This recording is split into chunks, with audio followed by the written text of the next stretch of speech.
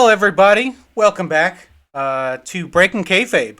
This is the show where we bring handlers in the eFed universe out into the open to talk about what they have going on. And we are here to give you the platform, talk about anything you like. Tonight on the show, it's me, your boy Saucy, with a very special guest, the one and only Todrick Tabor-Ramsey, the handler of that character and many others. Please join me in welcoming Todrick to the show. Toddy, how are you doing? I am doing very well. I'm very happy to be here with everybody and just excited to talk about everything that's been going on with Todrick and Austin. Yeah, I'm really excited to have you on the show tonight. And truth be told, I've been looking forward to this all week. We've done a couple of these Breaking Kayfabe shows, and it's really nice to be able to get other people on the show to talk about what they have going on because it's such a joy for me to hear about these creative projects that other people have. And I know that you're somebody who's invested in the characters and in the stories, and you love this. And it's just exciting to see people who are just immersed in these characters. So, for people who don't know Todrick well, what give me the elevator pitch. What do we need to know about Todrick in order to get the character right away? Oh God, the character of Todrick is um, if there is miscongeniality with like all the things that go on, that's gonna be Todrick. Like she is um God, she America's sweetheart doesn't even do it justice. Like this person shows love to everybody that's out there.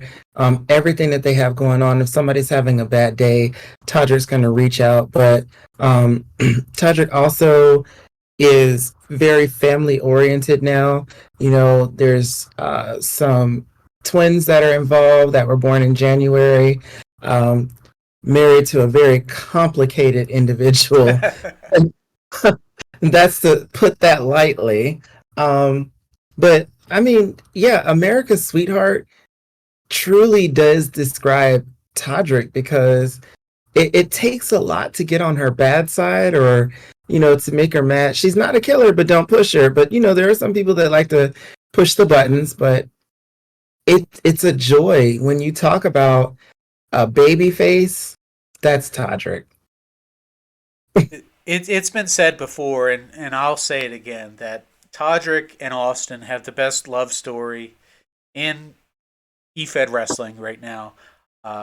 If there's anybody out there, any character that is an enemy of Todrick's, that despises the character, if there's any handlers that say, no, I don't like that character at all, I would be absolutely shocked because it's just a lovable character. Everybody is just on board with Todrick, which is why it's a big deal to have you on the show. Obviously, I'm very flattered that you want to be involved with some of the content we're doing and with the World Series of Wrestling and with some other projects.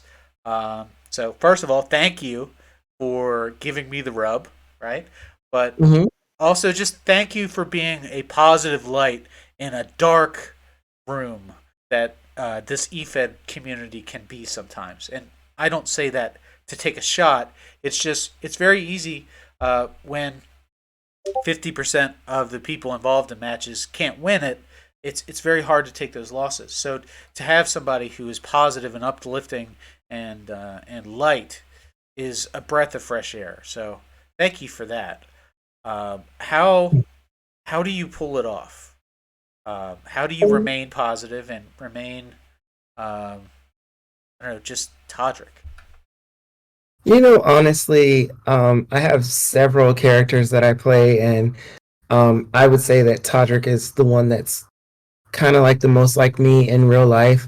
Um, I love being a positive person, right? I don't like a lot of drama. I've never liked that. I like to try to be a light in darkness. I like to be there for other people. Seeing other people happy makes me happy. And I think that that's a lot of the driving force behind Todrick, because Todrick could be open and free, where in my own personal life, I did not have that freedom. So it was a way to have expression, to experience different things with different people, and still, you know, to myself, to a degree, be myself, to where I could write those stories that in my real life, with some of the situations and circumstances that I've been through over the years, just couldn't do that. Um, so it's really natural, and me being a good natured person, I really want the best for everybody. If I do see somebody that's having a bad day, I want to reach out to them. I want to, talk to them, and make sure that they know that we're not alone, because this game is an escape for a lot of us from the things that we go through in our day-to-day life, that I don't want people to lose that avenue, because I've talked to people and they were like, this was my last avenue, this is my last thing of freedom. So I would hate for drama to take that away from somebody, and then people make different decisions. We could lose them, or they're just in a bad way. I don't want to see anybody in a bad way mentally. So I'm happy to have this character that's uplifting, and um uplifting to people out of character. I get so many comments where it's just like, thanks for giving me this laugh, or, thanks for like reaching out to me. I really needed that today. And it's not pre-scripted. I don't know what people are going through. So to me, the fact that I can brighten someone else's day, that means the world to me. The people have told me before that the characters should be yourself, just turned up to 11. So you said you see a lot of yourself in Todrick. What part of that character do you think is beyond what you're capable of? Oh, so Todrick is able to be herself. Uh, Relationships, I grew up in the South, so relationships, it's a touch and go kind of thing still. And while I have the support, I grew up without a lot of support. Also with my job, went through don't ask, don't tell for many years.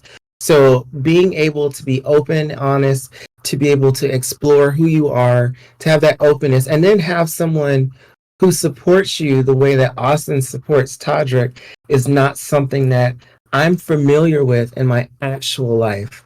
Um, and while those opportunities are there today, I went through this for such a long time in my life that I'm still coming to terms with a lot of it. So I'm making progress day to day. Um, but the character is giving me a chance to experience those things that I never got to experience in life. Okay, so this is the part of the show where I want to give you a chance to pat your own back and talk about what you've accomplished lately. What are you really proud of? What's new with Todrick? Oh, so with Todrick and Austin are all over the place, and I will be honest, I did not realize that people were paying attention to them the way that they are. And they have, they captured tag team gold over in the WGWF. They were invited to be a part of CCPE, which that is, everybody knows that to be like, you have to bring something to the table to be invited in that. They walk into other feds now, and when they walk in, people are excited that they're there. Um, Before, I really didn't, I tell stories, and I do this as a way for me. I learned a long time ago that in competitive writing, you're not going to please everyone. So I was telling stories that I wanted to tell, and hopefully, the audience would latch on to those stories. And what I have found, in addition to walking into new feds and new places, um, people are invested in the characters. They are invested in what's going on in their personal life, as evidenced by what's going on right now.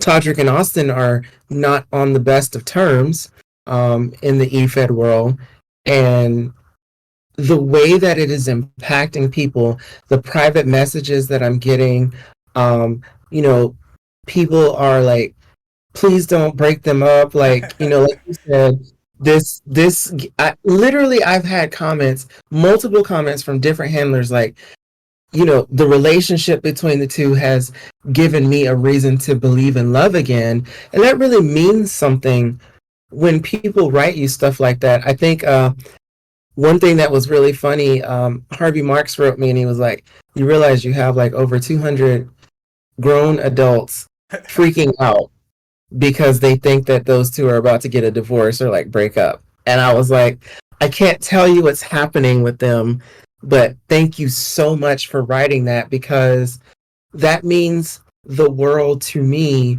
That means that my storytelling is getting out there and it is affecting people in a way that I just never thought that I would. I'm my own worst critic when it comes to things that I write. I did want to do something different with the two of them, but I'm not going to spoil the story. But it means a lot when you get people that take time out of their day to send you those private messages, and they're invested in your story. That's all any of us can ever want as a writer. And it really means so much to me for everyone who has reached out and said anything, or anyone who follows the story, because it's why I do this. So outside of Toddy, which I think everybody knows that character very well, and knows the record, the show stealers, and what they've done together. What other things do you have going on at the moment? Because you're not a one-trick pony. You've got some other things. Why don't you brag about those a little bit? So no, I am also getting Proud House Wrestling. We had to take a break. It's no secret for those that have seen my Twitter. There was a Twitter sometimes can become a toxic cesspool, and I needed, for me, to take a break, because what I relished so much about the game was becoming ruined for me, and what I didn't want was to do that. Also, the roster, there was a lot of things going on with a lot of different individuals that were on the roster.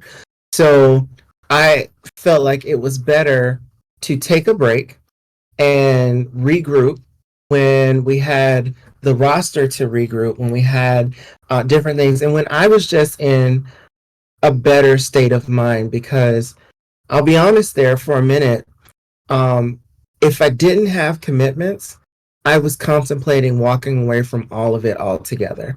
There was just so much that goes on, and I know that not everybody sets out to um, be a part of what's going on when negative things happen, but it was just back to back, multiple things a day, and this, like I said, I think that what some people forget is this is an escape for a lot of us. And, with the job that I have in real life, this is why I come here. I don't have to deal with, prosecuting cases, some pretty bad cases for some pretty egregious stuff. So when I come to the EFED world, it's not real. And when I start to feel like it's gone beyond telling a story, it's become a job, so to speak. And when I say that, a job that comes with all these coworkers with unnecessary drama, or we've lost the art of, telling stories. We've lost the art of role playing. And when the lines become so blurred that what's in character becomes out of character, and now we're making personal attacks on people's character, we can't separate the two. I don't want to be a part of that, because I don't want to disparage somebody because you never know what somebody is going through in their life. They could be having the worst day ever and they just want to come and play this character that brings them joy. And when you have people that are beating them down over the smallest things, that makes the game not fun for people like me. Um, I know that everybody's not going to be uplifting, but when it starts to blur that line and now we're attacking the person versus what the character did, I do have an issue with that. There are some characters out there, I will admit, there's some people that take their characters and those characters do heinous things. I totally understand that. And depending on what it is, I think individuals have to make a choice at that point whether or not you want to work with them. Um, so I'm not saying that if somebody does something bad, we can't call them out for it. But there's a way to call people out. And, you know, if you really cared that much about it, I am one of those types of people. I will approach you and we can have a one-on-one conversation. We can agree to disagree. Um, depending on what it is. Now, there's some stuff, if you do it in public, I'm not the type of person that's going to uh, come at you in an embarrassing way. If I have to say something to you in public, I might say, hey, you might want to think about taking this a different direction. Let's talk about this in private messages. And I'll say that. That's what I will do. But sometimes in this game, you know, people say heinous stuff. And when I start seeing people who say you should kill yourself and different things like this, like, I don't want to be a part of that. You should, no matter what a person has done, telling someone to kill themselves is never okay.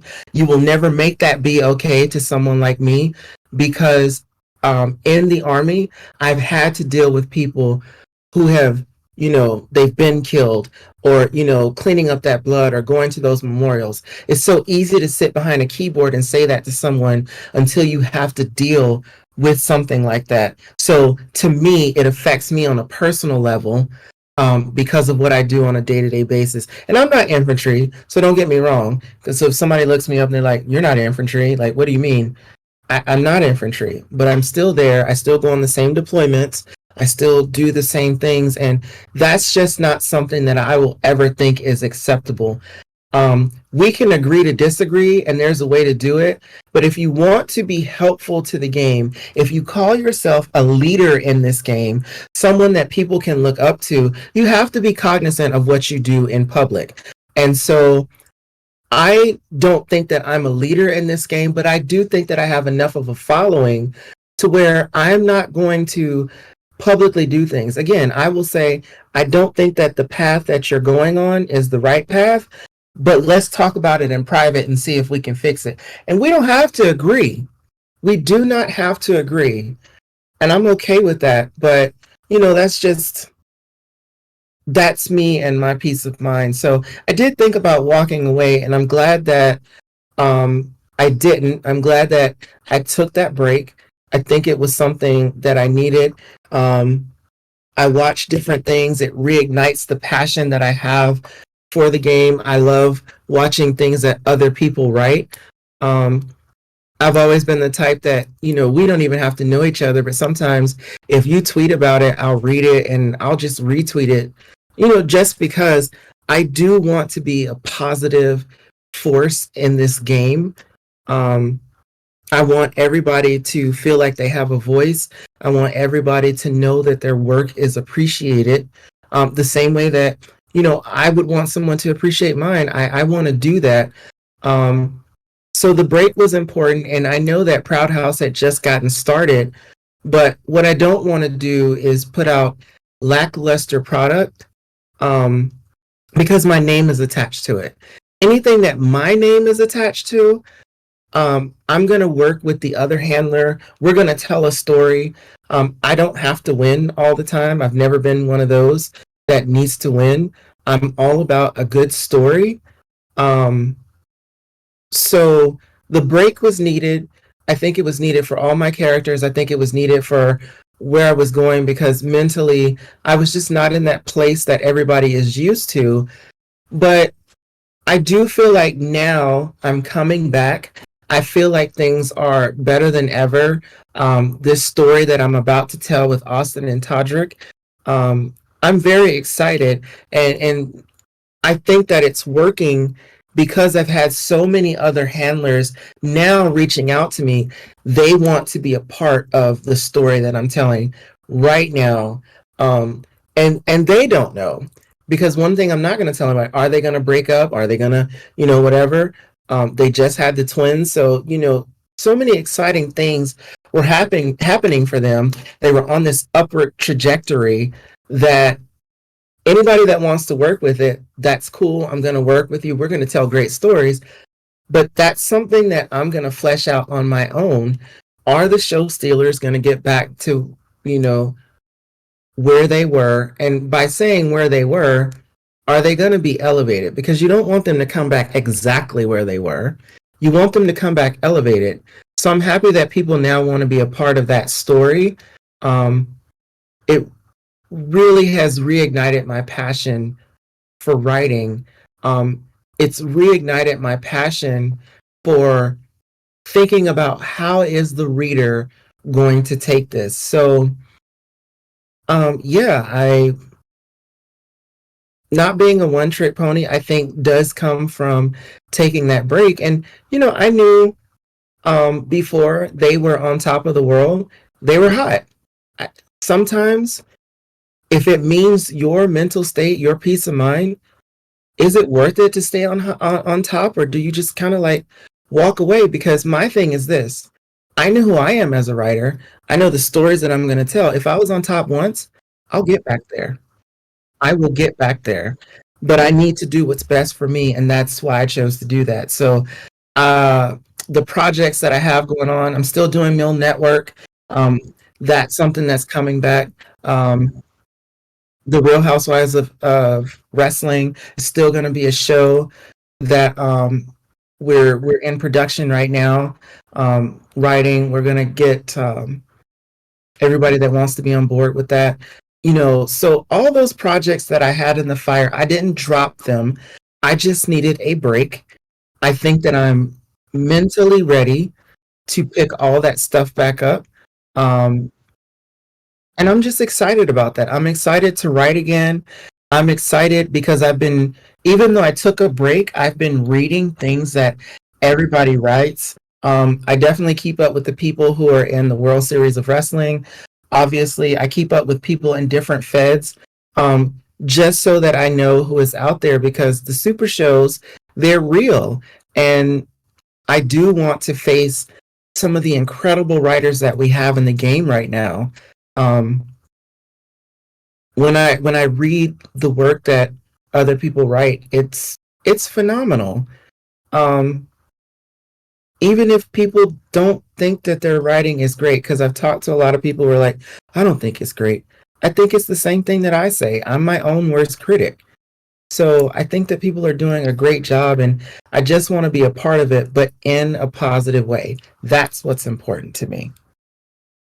Well, I agree with a lot of what you just said there, and uh, it's a lot to unpack. I don't want to go back, and because I think a lot of those topics that you brought up, probably we could do a whole show about a lot of those Mhm. items. But it certainly resonates with me when you talk about how it's a lot like a job, right? And Mhm. when people blur the lines between work and personal life, it it really can really ruin the party for everybody involved. And I certainly uh, empathize with you and what you had to deal with Proud House Wrestling. I think anybody that's had a show or ran a fed before knows exactly what you're talking about.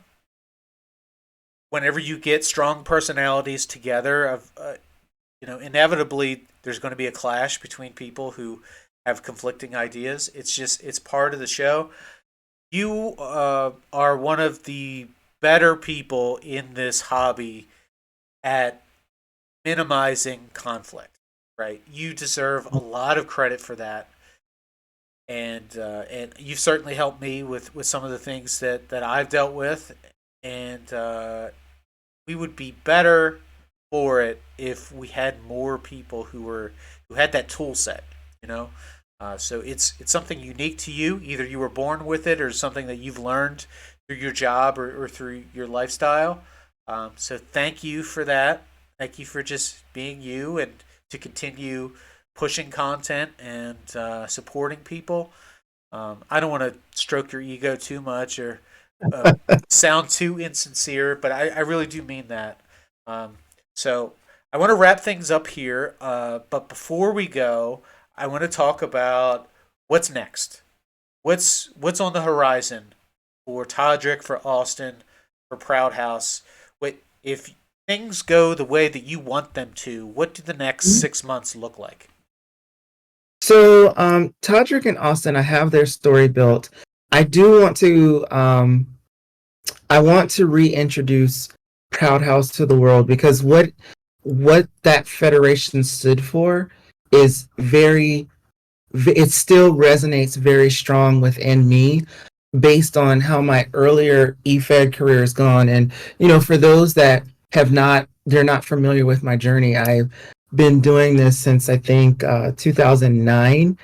Um, Having a safe space for a character, no matter what they identify as, um, and that just doesn't mean the LGBTQ plus community. Like, whatever your character identifies as, having an open home where you still have a chance to be the world heavyweight champion. You're not held back because you're not what this traditional mold is. Everybody is like on equal footing. Like I wanted a place where everybody could come and they could get their flowers and be happy to write their character um, how they want to write their character. That wasn't lost on me. Um, and there was a lot of real life issues that did happen with the roster that I had before. And let me tell you, folks, one thing about it is if you've not ever ran a Fed, it's so easy to sit back and say how things should be. When you run a Fed and you run up against all the nuances that come with running a Fed, running with these characters, because if you get big name characters in your Fed, you have to stay true to their gimmick and their things. It is not easy to run a Fed at all. And that is never lost on me. But it's something that I wanted to do because there there are some feds out there um, where they are as inclusive as they can be. Let's put it that way. You can kind of see when you're in Discord servers um, who is and who isn't, different places, and I think that the formula that they have, if it works, it works.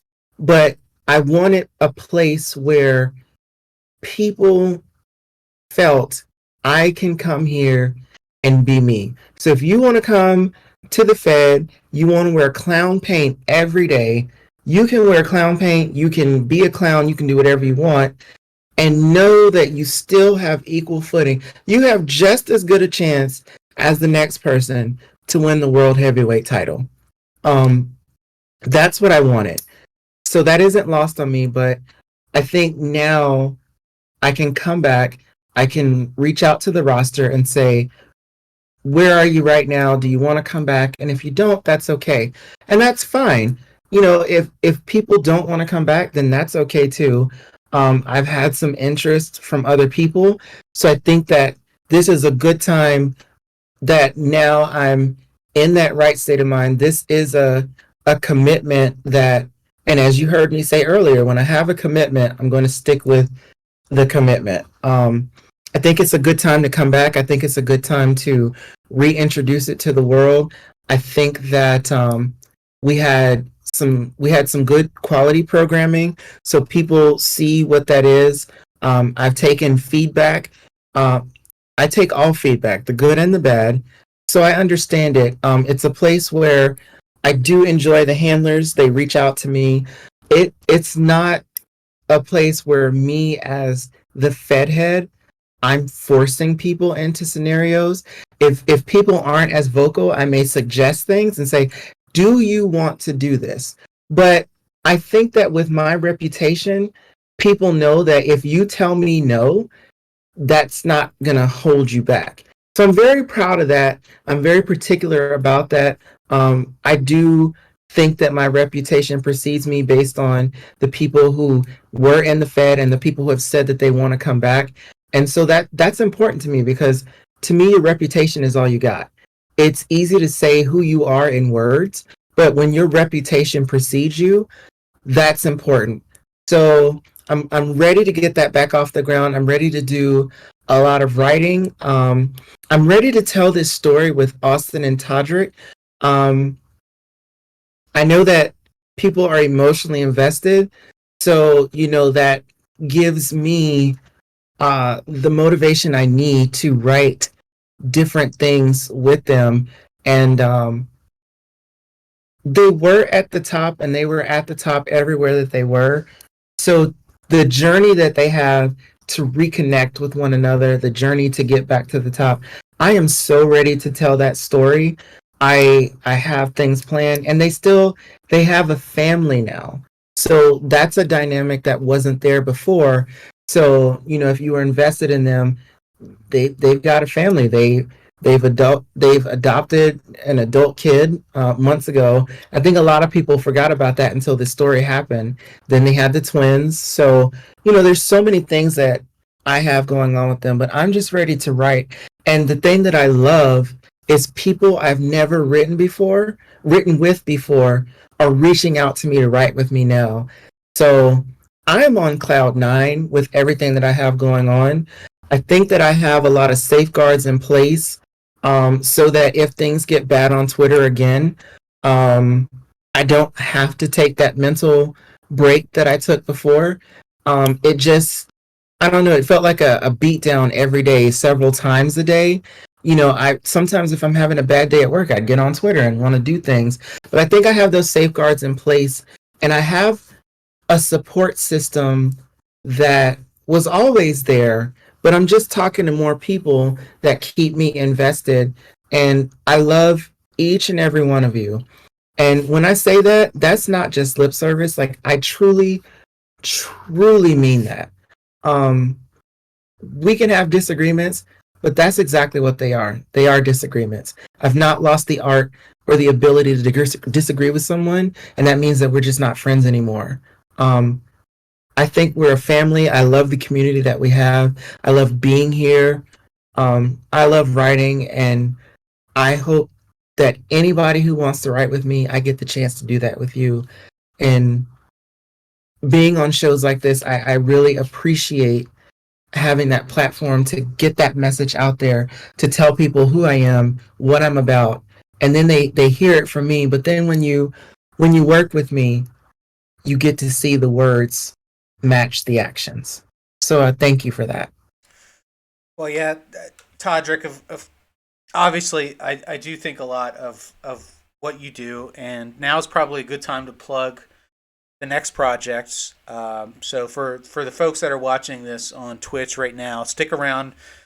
We're gonna have Todrick on for another 40 minutes here to talk about your involvement in the World Series of Wrestling, coming on as one of the head coaches, and originally as part of the planning committee for the entire event itself. So you've been instrumental in helping me and the other coaches kind of stay focused and getting this thing set up. And I cannot tell you how excited I am to have you be instrumental in the way that this next show goes. So we're going to get into that. Stick around if you're on Twitch. If you're watching this on YouTube, come back tomorrow. You'll get that video. But I think now's a great time to go ahead and wrap things up for tonight. Todrick, I appreciate you coming out. Maybe we'll have you back in here 3 months from now, and we'll do a follow up and see where things are at that point. And hopefully, you'll be telling me that Proud House is number one, and you've done some amazing things, and everybody loves everybody over there. But that is blind optimism, and I'm all for it. Um, I am optimistically hopeful hopefully optimistic about how things are going over there. Anybody's mean to you, you just tell me and I'll straighten them out because I'm not afraid to speak my mind. So anyway, the floor is yours. Any last parting words you'd like to say before we go ahead and cut to a break? I just want to say thank you. I mean that's the most that I can say is thank you to everybody who listens, to everybody who is a part of this e-fetting game that we have. It really is a community, and it takes all of us to build the community that we want to have. And thank you. Well, Todrick, thank you, and to the viewers out there, thank you for being a part of the show here. Breaking Kayfabe is a show we want to continue doing. If you'd like to be on the show, you'd like to tell your story, talk about what you have coming up, hit me up. We'd love to have you on the show. We film on Thursdays and Sundays, whatever works for you. We can go live. We can film off. You know, we can film in a studio, whichever way you want to do it. But would love to tell more of your stories this year and focus on promoting other people. So that's the concept with this Breaking Kayfabe show, and I can't do it without handlers like you, Todrick. So thanks for coming around. If you're listening, stick around. We got more content coming up here, and if not, have a great day, and we'll see you again down the road.